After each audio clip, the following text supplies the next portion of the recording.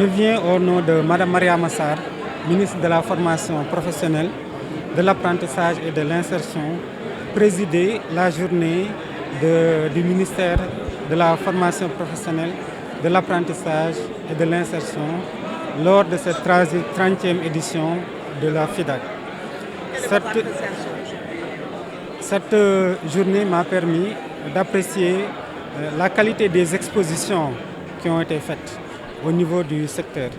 On a vu que plusieurs structures ont présenté leurs offres, depuis l'orientation jusqu'à l'appui à l'insertion. Également, ça a été une opportunité pour les établissements de formation professionnelle et technique de montrer également quelques-unes de leurs réalisations.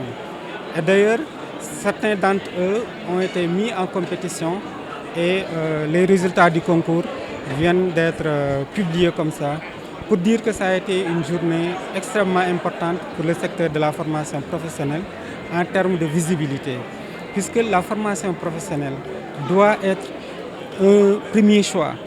Pour ce faire, il faudrait une plus grande visibilité pour que les populations puissent savoir tout ce qui est en train de se faire. Il faudrait donc que ce qui est en train de se faire soit montré.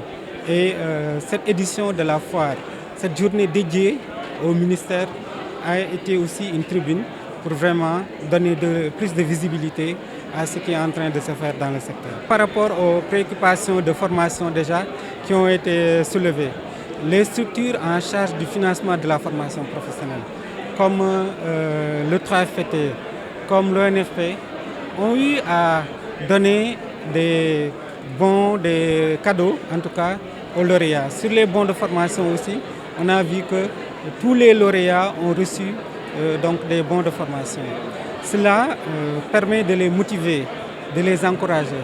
Mais au-delà aussi, ça montre ce que ces structures apportent dans le développement de la formation professionnelle et technique. Puisque l'ONFP, le 3FPT, ce sont vraiment des structures importantes dans le financement de la formation professionnelle qui est un levier pour l'atteinte de l'émergence de notre pays. Vous savez, l'automaticité du recrutement, il est rare d'avoir des formations qui garantissent donc un recrutement. Par contre, il faudrait, lors de la formation, avoir les compétences telles que, à la fin de la formation, qu'on ait des perspectives d'insertion. C'est pour cela que dans notre politique sectorielle, nous avons développé des approches qui permettent d'avoir plus de perspectives d'insertion. C'est le cadre de la formation duale avec le programme de formation école-entreprise. C'est également pour cela que les autorités ont créé la direction en charge de l'insertion professionnelle, qui est un outil indispensable. D'ailleurs, cette direction est en train de mener des matinées de l'insertion donc pour permettre à nos sorties d'avoir plus de perspectives d'insertion. Pour que la formation professionnelle soit justement ce premier choix, il faudrait nécessairement que ça soit une formation professionnelle de qualité. Et le Sénégal est dans cette dynamique.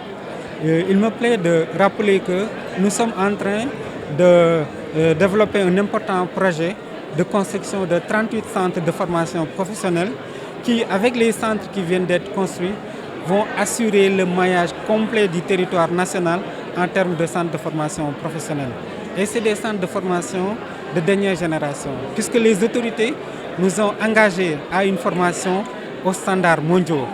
C'est dire que nous avons vraiment de grandes ambitions pour la formation professionnelle et vraiment ces ambitions vont de plus en plus attirer donc des gens au niveau de la formation professionnelle, en droite ligne des orientations de son Excellence M. Macky Sall, président de la République, d'orienter 30% des sortants du cycle fondamental vers la formation professionnelle.